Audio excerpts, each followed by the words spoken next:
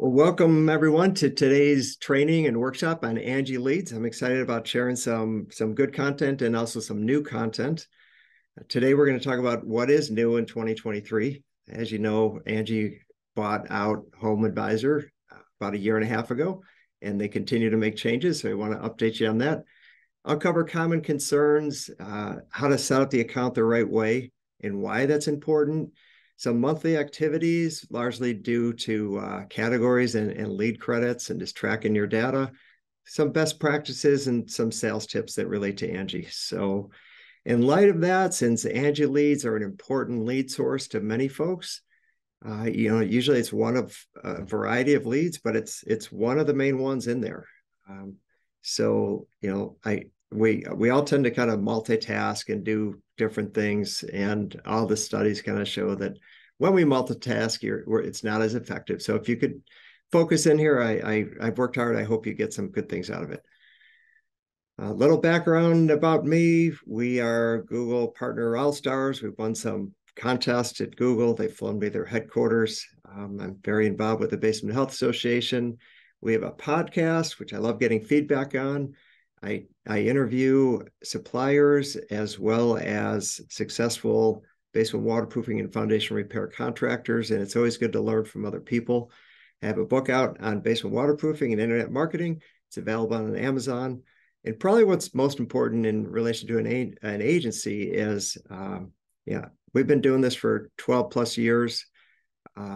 Basement waterproofing contractors and foundation repair contractors has always been our emphasis. We've always had at least 70% of our clients, but I'd say like the last 3 or 4 years, we've just said no to any business that's not in that space.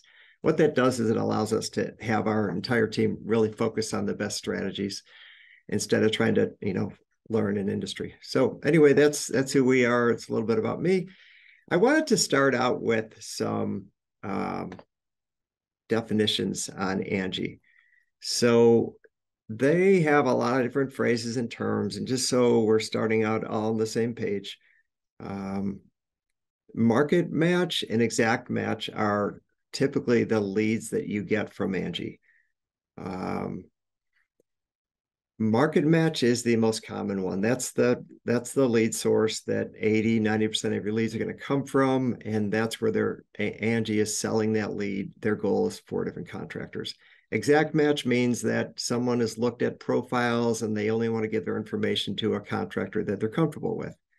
Those are, you always want someone to check you out first. If they select you, that's great.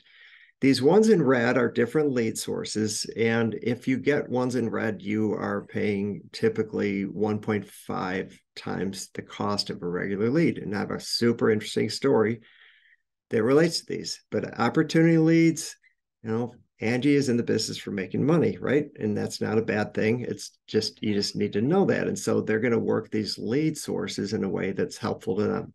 So their goal is when they get someone's information that needs help at their home, they want to sell that lead to 4 different contractors. Well, if they get a lead and there's only 3 contractors in that area, they're going to try to find a contractor to sell that lead to. So your scheduling people might get an email or a phone call that says like, hey, I have a lead nearby. It's right next to a zip code that you have listed. Is this a lead that you're interested in? So that's an opportunity lead. Instant connect leads. If you've been an ANGI customer, you get those calls and they're saying, hey, I have an ANGI lead on the other line. Would you like it? And you ask a question or two, what is it? That kind of a thing. And then they'll connect you with the customer. That, again, you're paying 50% more for that lead.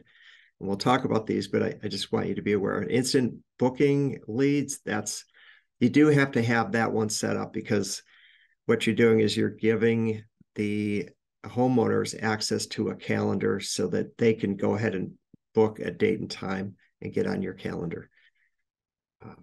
So that's some awareness of leads. Exact match. Here's some new changes for 2023. So for years, exact match and market match were always under the same budget.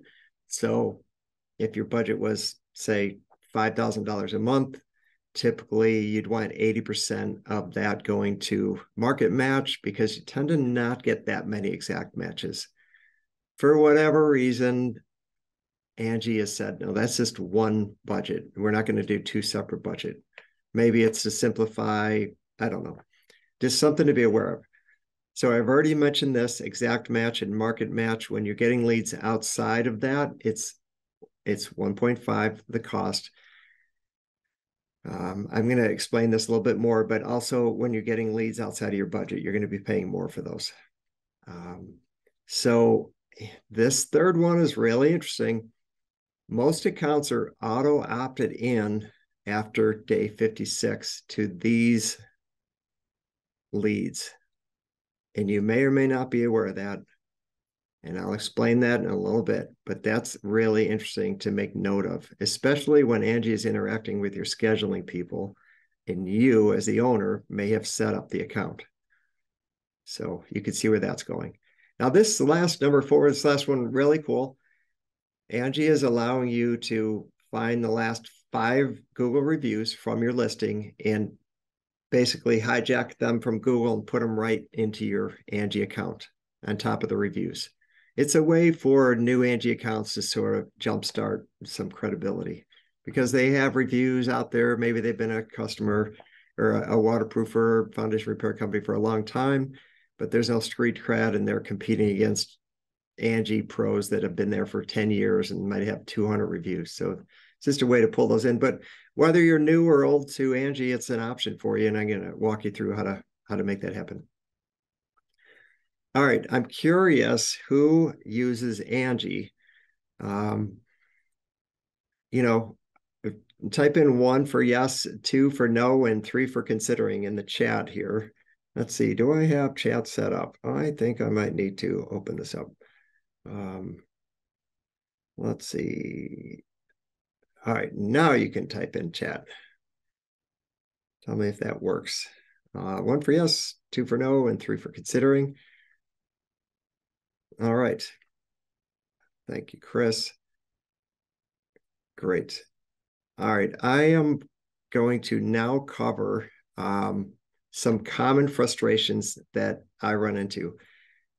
I'm going to skip the chat thing. And here's the 3 frustrations that people have with Angie. And this is what I hear. Angie customers are only wanting the lowest price. In my opinion, Angie's just like too big and they're too mainstream and they appeal to too many people for this to be true. But I could see how you would think that because if you're a sales rep and you're running Angie leads on a regular basis and you're hearing, oh, we're getting other estimates, I could see how it's easy to conclude that, oh, they're just shopping for the lowest price. I don't believe that. I think that could be just a negative mindset of a sales rep. It's too far out there. And anyone who's used Angie, you realize that sometimes you get a lead from Google or they're even filling out a web form on your website and they went to Angie and you're paying for an Angie lead. And even though you generated that yourself and it's the same customer. So I just think that Angie's it's too popular. So I don't believe that one. Second common frustration is that Angie sells my lead to too many other contractors. As I covered before, if you're set up with Market Match, which you are if you're an Angie customer, they're selling that to you and they're selling that to 4 other contractors. And quite frankly, there's probably in any market, there's probably 10 to 15 foundation repair and basement waterproofing contractors using Angie. So if you're one of the 4, good for you, because you're not always going to get the leads that relate to the categories that you have in your account. But that's just the way it is. Yes, it is. It's certainly different than a referral lead. It's different than, well, how'd you hear about us? Well, I work with this person that used your services and they think you're great. This lead is different. They are very active and they're going to get other estimates. On the flip side of this, another frustration that I'm not going to cover, but I am now, I just don't have a slide for it, is yes, they sell the lead to 4 contractors, but there's a lot of people that they don't want 4 contractors out at their house. In fact, when you call them, they're saying, I'm already on the phone with another contractor, call me another time. Or there's many leads you never get in touch with. And then, you eventually get in touch with them and they said, we've had a couple estimates and we don't want anyone else out. Maybe they got a feel for a price or something. So, a lot of times there's only a couple of contractors that even went to the house, even though it's being sold 4 times. Last one I'm going to cover is ANGI sends me bad leads. So like any source of leads, I struggle with saying this and I'll explain what I mean by that. But, with any source, there's like good leads or bad leads. Having been a sales manager, it's really hard for me to say those words, good lead, bad lead, because I think when you start talking that way, it supports a negative mindset. Because to me, a lead is a lead, and a lead is defined as you have a homeowner, they speak English, there's an eligible problem, and my mind is eluding me. Eligible problems, and there's an income. If you have those 4 things, that's a lead. So it depends what. You need a basement. Yeah, exactly. If you're in a basement. One of the challenges is if they're not a homeowner, sometimes it's like I can't even talk to them. They don't understand what I'm saying, right? So those are from a scheduler standpoint, if you have those things and then if you're in the home. The other thing is, if they have the time. If you get a lead, it's like, okay, look, I know you asked for an hour and a half, but I got 10 minutes. What can you do? That's not a lead. And so you can't hold that against the sales rep, but it's really successful people take responsibility. They don't blame others. And that's certainly, as a sales manager and owner, you want to support reps with focusing on what they can control. So whenever I had a rep that wanted to empower negative, I would often answer and respond with, what are you learning about your abilities to, fill in the blank? A homeowner that's rushed, a lead that there's not going on. Because if you ran it yesterday or today, you're probably going to see it again. So what are you learning about your abilities to fill in the blank? So that's what I would say about good leads and bad leads. The second thing is, I'll never forget, I was leading a discussion Basement Health Association years ago. And it was a group of about 20 people. And I was talking about ANGI leads, and the majority of the group just all started, I don't like ANGI, blah, blah, blah, blah, blah. And then there were some really sharp people, and they were the bigger contractors. And their response was, I don't, yeah, you get good leads, bad leads, like whatever. Like you have to manage your business and work on your business and not in it. And it's typically the smaller companies that are running the leads that, drove an hour and the lead wasn't qualified that much, and the homeowners didn't give them time of the day. And they sometimes when the owners are running the leads, they get discouraged because the homeowner is such a shopper or whatever it is.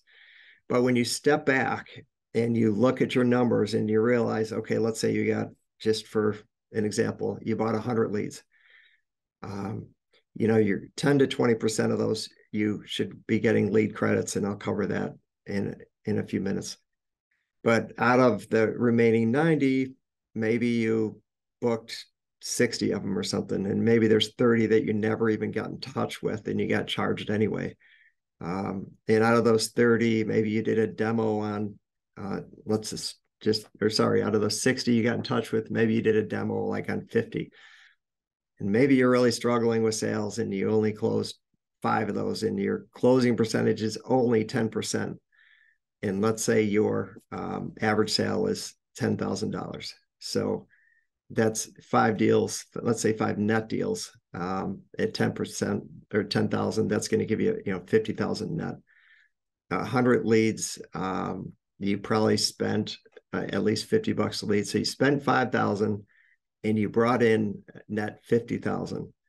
So your cost percentage over net sales, it's going to be 10%. And I think any owner is going to take 10% all day. So those are good numbers. Now you could get frustrated that you called 30 leads and they never answered. Not only did you call them, but you texted them and you did it like 5 times a day for the first 7 to 10 days, and you still never got in touch with them. But you got to take the good with the bad. And that's how you work on your business versus just thinking about the bogus leads that you read. So those are my thoughts. It's kind of like the extended version. I believe that ANGI is a great lead source. Speaking to owners, truth of the matter is when you're able to add a crew and you're able to scale, which a lot of us want to grow, Some of us have been there, and sometimes owners will say, I'm not looking to have a three-ring circus, and I'm not looking to, grow outside of what I can control. I totally respect that. You never want to extend outside of what you can control, where you can't always provide outstanding service. But if you're wanting to grow, add a crew, there's some really interesting dynamics in relation to profitability when you add a crew, when your G&A stuff is kind of all in place.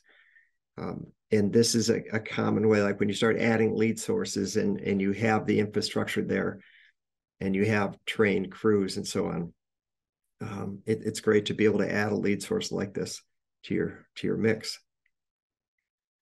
So let me talk about account setup for a minute or so. It's really important to try to complete your profile. Customers do look at your profiles. I was working with someone yesterday. They were a client. I was just helping them kick around their ANGI account, trying to improve it. And they admitted, like, rarely do we ever log into our ANGI account. And I did notice there weren't any photographs. And they were missing some other information. And it's just really important to add those, because like your website or like your Google listing, what's gonna grab someone's attention? A bunch of before and after work, lots of reviews, lots of information, really being on your game, looking professional, coming from help, or kind of like a skeleton type profile. Like, what would you think of a skeleton like profile? It's kind of like social media. It's like it's the house with tall grass and boards on it, and you don't trick or treat there, and you just kind of avoid it. But of course, they're going to spend more time and they're going to be more engaged on the profiles that you have with lots of pictures. So I would say, regularly add pictures to that, get lots of reviews. I do think the number one place that you want to get a lot of reviews is on your Google listing, by far. And if you're an active user in ANGI, you're going to want to get reviews here as well, because they matter. Don't just do before and afters. Those are great of your jobs, but add staff and add office. There's that subconscious connection. Our brains like to go to pictures. We don't have to read. It doesn't take much effort, but whether aware of it or not, there's often like oh, okay, this person looks happy and normal and productive and professional. And if I were to call them, maybe I would be actually talking to this person. So take pictures of yourself and put them in there, and of your staff.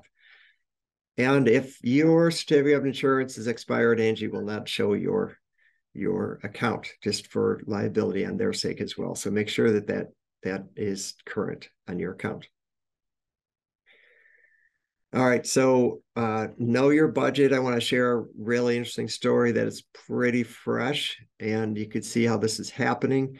I don't know where you're at, but in the state of Illinois, it's the worst drought in 10 years. It's really well documented. And so there's other areas that have been dry. And so oftentimes in basement waterproofing, when it's dry and you don't have other, what we used to call like homegrown lead sources set up, you're kind of waiting for the next rain. What happens is, the owner comes in, it's like, hey, how's the schedule looking? How many leads do we have on the schedule? It's like, oh, we have 4 leads. Okay. And, the owner's like, there's a pause. It's like, we have 5 reps, right? It's like, yeah, I'm trying. All right. We definitely need 8 leads on the schedule today. So do what you can do. There's that kind of a tension and that kind of a conversation. So the scheduler's on the phone, and maybe there's 2 people on the phone. They're calling, and they're struggling with getting leads. Well, ANGI calls or sends an email saying, hey, would you like this lead? And it might be over the budget. ANGI's not going to tell you it's over the budget. And what's the scheduler going to do? Well, yeah, of course you want that lead. My owner's saying, I got to have 8 leads. I'm trying to get leads all day, and someone's offering me a lead. Of course I'm going to buy it, right? I was working with someone, there's a situation, their budget was $5,000 a month. At the end of the month, ANGI said, you owe us $12,000. And the owner's like, there is no way in hell that we owe you $12,000. Like, it must be a mistake. Maybe you combine like the last 2 months or something, but that just doesn't sound right. Please, check your records, back and forth kind of thing. ANGI comes back, here's all the leads that you bought from us. They do an internal review, and they realize they're scheduling people. They've been buying leads from ANGI this whole time. And if their budget was just bigger, if they wanted those leads, they would be paying 50% less for all those extra leads. So that's why I say, know your budget, know what you could handle. And then that auto opt-in of like, hey, you want those leads? Which is interesting because oftentimes the owner is setting up the account, but the scheduling people are making decisions on leads. They might not be aware that this extra setup and extra lead cost is associated. Their job is to get leads, and someone's offering leads, so there's buying a lead. This is something to pay attention to. I would say, max out your budget if you can. And if you watch this closely enough, rarely do you actually get the amount of leads that your budget says. So that's that one. Account setup, be in the right categories. These are the categories that we typically recommend for a basement waterproofing company. There's other ones that might really work well for you, and some of these might not work well for you at all. Like, I'm always a little bit leery on the whole sump pump thing. Even with Google Ads, that's a word that sometimes you just get too many people thinking, well, I could go to Home Depot or I could call a plumber, but I just went to you, and they're thinking like, oh, it's going to be $200, $300, and the waterproofer is trying to sell, basement waterproofing services. But these are the right categories that have worked, generally speaking. I can't say for your company, you have to pay attention to the data. If you're slower, which I hope you're not, but if you have the time, I would track this stuff and figure out what's working for you, where are your leads and sales really coming from versus the categories that you're asking ANGI to sell you leads on. And don't just go off of, 2 or 3 or 4 leads. Like, get enough data to be able to make a good decision. And the other little trick with ANGI is just to stand out again, add a special of the month. We have July 4th coming up. You could say July 4th special, 10% off. Make sure you use those qualifiers, up to $500 off, not valid with any other offer, expires whatever, July 4th, end of July, whatever you want. And you can go through the different seasons and come up with a special. But when you get that ANGI shopper that's wanting to see your profile and it's complete and you have your pictures and you have a special for the month, that just draws people in. And if you look at all the data, you're going to end up getting more leads with all these little things. All right, badges. So we all recognize these old badges. I typically like to put 2 of the most credible badges on a website when we are making websites that are optimized to convert for lead generation. If you don't have other credentials and you have 2 ANGI/Home Advisor badges, that doesn't maybe always look great, but I do tend to encourage contractors to keep their eyes and ears open for those third-party credentials. This is the only updated ANGI award. Big ships turn slowly, and ANGI is a big ship. And although it's been a 1.5 years since Home Advisor was purchased by ANGI, I just met with the ANGI rep to review all these slides. I just wanted to make sure everything was 100% above board. And this is the only one that they said is available at this stage. So keep your eyes on the account, and they're going to upload images as they come, and then you can get those put on your website. Okay, this is a big one. So I have seen in the past in my interactions with ANGI and being on the Basement Health Association, the board, and so on, I've seen the list of Basement Health Association members that get this 10% lead credit. And I'll explain that in a minute. And the reason why I'm bringing this up is because I've noticed that I'd say probably a third of the Basement Health Association members are really on the lead credit game. I mean, they are paying attention to their leads, they're requesting credit, and I'll talk about that in a minute. And then there's about a third that they do okay, like there's some lead credits. And then there's maybe a third, maybe it's only like 25% where I'm like, oof. They are not getting lead credits, and I guarantee you that all the leads that they're purchasing are not legit leads. So there is a bunch of reasons why you should get a lead credit, and these are clear-cut reasons. Sometimes there's some gray areas, but these are clear-cut reasons. So first one is it's one of the reasons, but it's not common. Sometimes a new contractor is like testing how it works, and Angie it allows for that, and they're going to allow you to do that, and you shouldn't have to pay for a lead. The next one, I mentioned those categories. So if Angie sells you a lead that's not one of your categories, that's clear as day. You need to get a lead credit for those, or a zip code that's not in your coverage area. You have to pay attention to where those leads are and what your account says. A duplicate lead from Angi. Notice the word says Angi. You might get a lead from Google and you might get the lead from Angi and be like, oh, we already have this lead. We don't need this lead. I'm going to get lead credit. They're probably not going to give you lead credit because they came in through Angi. Wrong phone number, wrong address, very clear. Should get a lead credit. Leads on, leads off issue. That is, on occasion, some people will turn off their Angi account. Let's say they have too many leads, or it's a smaller company and whatever, everyone's going on vacation for a week and they don't want to get a lead. It's just going to sit around. They shut the account down temporarily. Angi sells you a couple more leads. You should get a lead credit. Now, these are clear areas. People always want to know, like, what's the best strategy? What's the best angle on how to get more lead credits? One of the ways that I've heard is when you make a suggestion as to what contractor this lead should have been sold to, Angi is much more willing to give you that lead credit because now they have 4 other contractors to sell it to. As an example, let's say you get to the house and you realize it's an over-the-top problem. Now you have a reason to say, hey, this should have been sent to a landscaper. They checked the wrong box. They didn't understand the problem. We went out there. You got to give us a lead credit and go build a landscaper. Or, a hot water tank leaks and they thought it was a basement waterproofing problem. Have them call a plumber. When you make that suggestion, it's helpful. Another trick is that that you call Angi before you submit these, because if you have a gray area lead and you submit this and they deny it, and now you're like, why didn't I get that lead credit? Now you're calling the rep, and now it's harder for them to submit that lead credit because someone has already made the decision that that's not an eligible lead credit. Something to keep in mind. All right, so here's some activities that I think are really good to do to have a well-managed Angi account.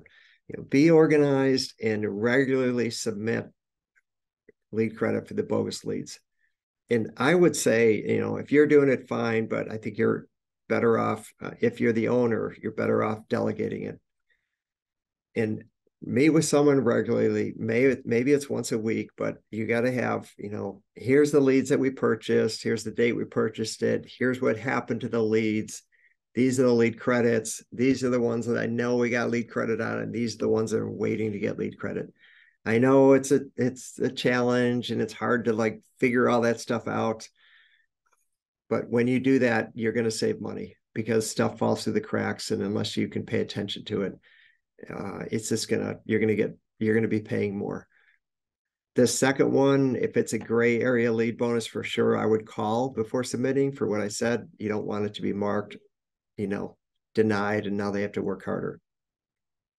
I covered wrong type of work, leaky pipe, over the top, sump pump, those kind of issues. All right, some more. Review your lead credit request and audit. That will help if it's all laid out on a spreadsheet like that, or you got to create visibility that there's someone that can look at something and go, all right, I know exactly what's going on and I know what needs to happen next.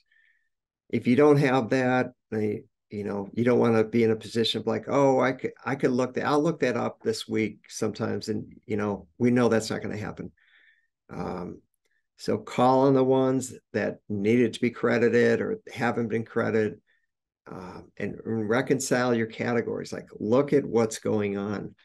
You might have some categories that you're just wasting money on, and you're wasting the reps gas and time, and they're just driving around. And make sure that you have purchased the categories that you want leads to be coming in from that will result in what you're after. Here's the Angi customer service number. Like anything, sometimes you just gotta fight through. Sometimes you get a better rep than somebody else.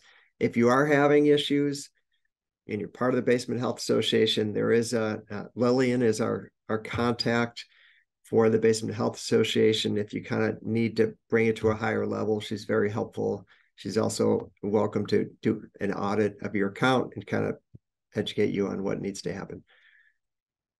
I like this saying just from a business standpoint. If there's an area of your business that you feel needs credibility, think about this line. What you can measure, you can improve. If you can't measure it and you're just annoyed or frustrated, think about it. Like, is there a way to measure this?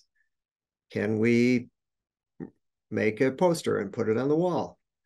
Can we say, whatever it is, here's a number, and at the end of next month, we want it to be this number. That would be a goal, and make it realistic. That could be the number of ANGI leads that you sell. That could be the number of lead credits that you get. That could be a percentage of lead credits that you get. Maybe you're trying to get 10% lead credits and you're at 0 right now. That'd be a good place to start. Maybe it's Google reviews, but what you can measure, you can improve. So some more monthly activities: call ANGI on a regular basis, review your budget, adjust accordingly. Again, here's the number. Write that down, put it on like sticky note on your computer. I'm guessing if you're using ANGI, it's one of your several lead sources. This is something you got to manage. Leads are expensive. Once a quarter, confirm. Now this is for basement health members only. Confirm that you're getting the 10% lead rebate.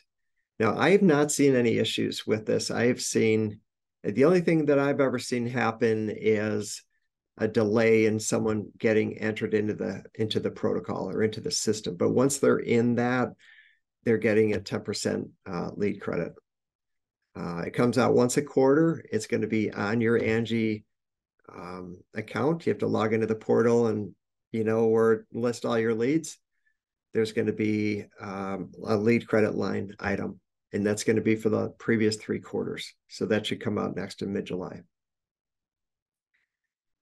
Little explanation on what this lead credit is. If you're a member of the Basement Health Association and you're using ANGI, you can get a 10% rebate on all of your net leads.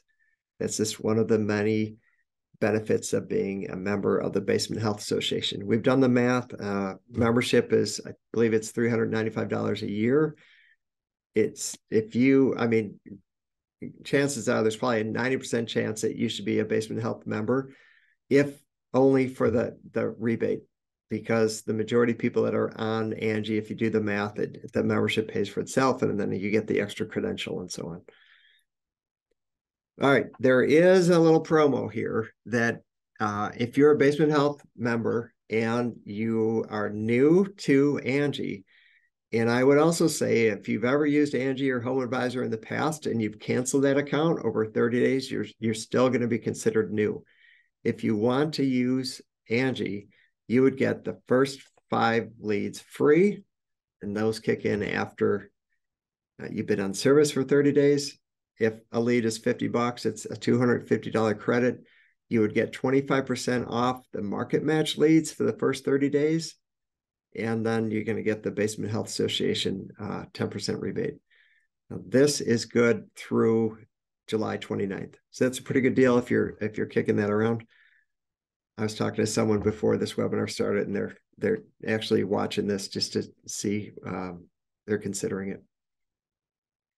Okay, this is cool and exciting, and I figured out how to do this. And so here's a slide that could walk you through this. This is a way to add 5 of your last Google reviews and put them into your ANGI account.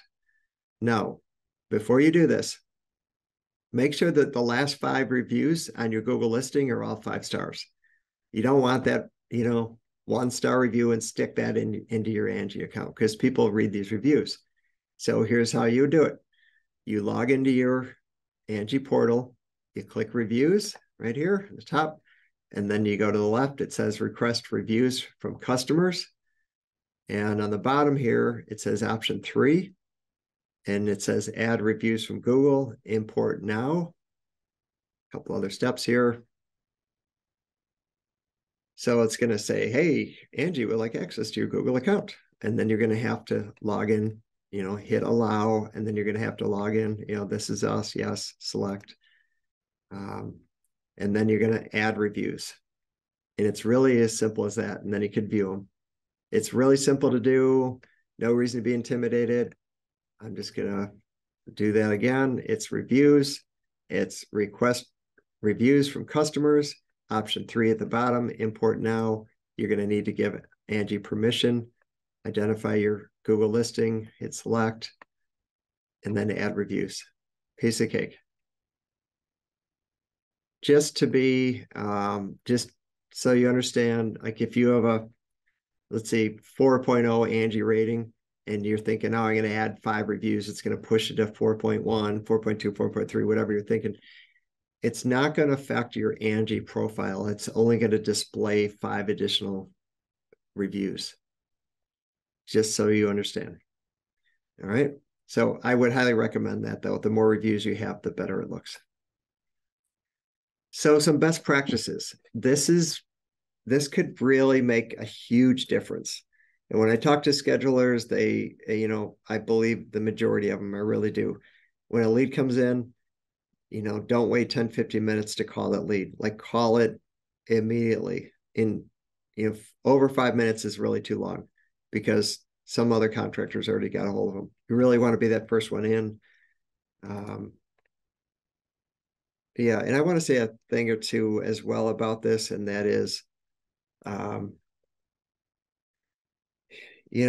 really try to pay attention to your voice and ask yourself the question, do I sound like someone that they would want to talk to? How's my voice inflection? Do I sound friendly? Am I informative? Am I overly pushy? Am I too slow and quiet? Like, find that right happy medium.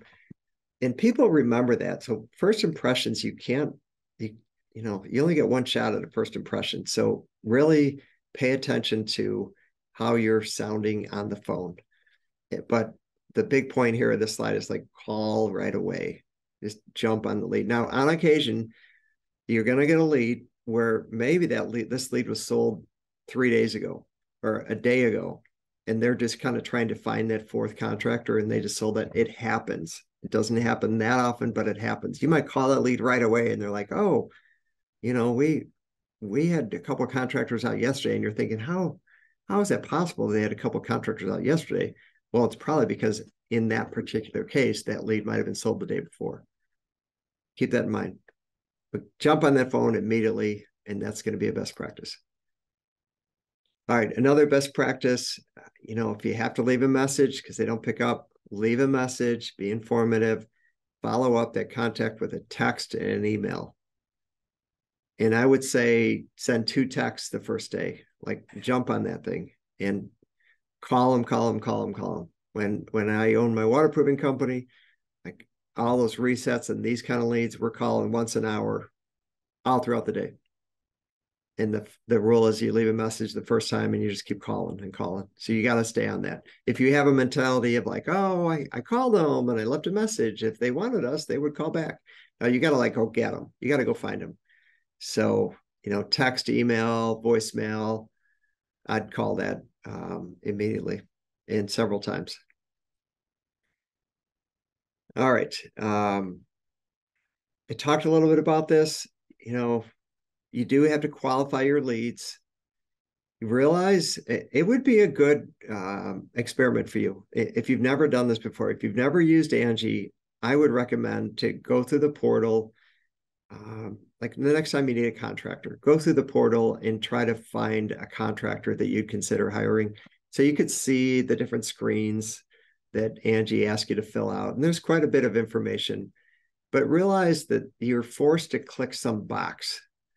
And we all know on this little webinar training that not all customers know exactly what the problem is, nor what they need for a solution. So they're kind of guessing a little bit. And by the time they hit like that 5th or 6th screen, they're probably somewhat annoyed and like, come on, like, what does it take to get through these screens?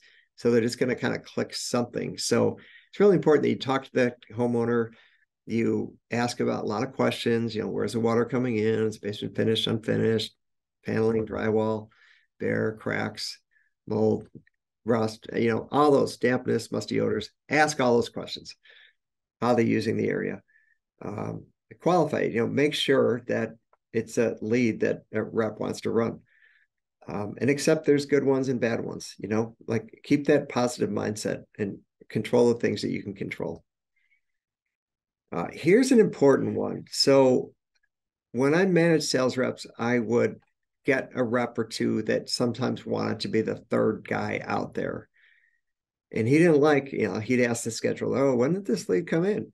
Because he wants to know when the other contractors are going to be there, because reps get tired of hearing like, oh, we're having 2 more contractors out, then we'll make our decision, right? So all the stats say is you want to be the first one out there, and I would encourage you to run that lead same day, next day, and not beyond 3 days. If you schedule that out a week or 10 days, that lead's not going to be a lead anymore. They're going to call, they're going to say, we don't want that anymore, we're good, thank you, you don't need to come out. So don't try to be the third one out there. Try to get out there as soon as possible.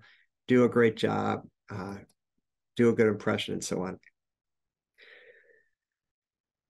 This one is, you have different practices, and you're not going to change your system based on anything I'm saying. And in my experience, there's companies out there that give the leads to the sales reps and they let them call on the phone. And then there's other companies that have a scheduler that are confirming the leads, and all leads get confirmed the day before. Whatever you're doing is great. Just confirm the leads, come from help, make sure they're going to be there. Sales rep, this is more for sales rep. They really need to do a great job on the inside and the outside, and go A to Z no matter what. Use your proven sales processes. Don't empower some kind of a comment like early on you hear like, just so you know, we're not making a decision today.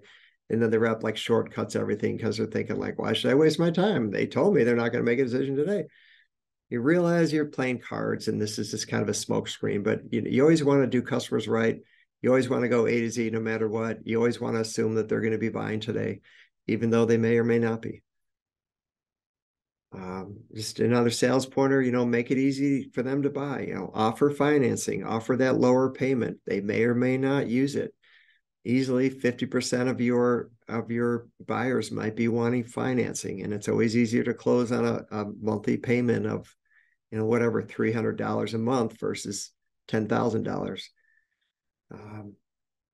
When I say your sales reps need to be closers, when we hear that word closers, we think different things. You might be thinking, the big gorilla shows up at the end and is going to pound on the table and or stare at the customer, and the next person that blink wins. And that's not what I'm talking about. I'm talking about not being a professional visitor and, leaving that or telling them, okay, we'll email you and whatever. And just, I would say do a complete presentation and ask for the order. And you need to ask for the order a few times. A lot of companies offer a one-time discount. Do what you want, but I'm not into like that, 2, 3, 4, 5 discounts, and then you leave and you're on the sidewalk and you come back and knock on the door again and say like, I thought of one more thing. That's ridiculous. In today's world, that doesn't work. But definitely, try to sell it. They want your services. But people don't like to make decisions. So, all right. So those are kind of some sales pointers. That's what we have today. Happy selling. I really believe that ANGI can be a great lead source for you. When you add a lead source to your already existing mix of leads, it's another add-on. You do need to always watch the return on investment to make sure you're getting the best return for your advertising dollars. And I think ANGI's it's a good source to add to your mix. If anyone is interested in internet marketing and us doing just kind of looking at their online visibility and looking for opportunities and areas to improve your own internet marketing, please let us know. We do a very thorough analysis, and we subscribe to like endless tools that give us visibility and all sorts of things. Here's our number. If you have any questions, please let me know. We're here to help.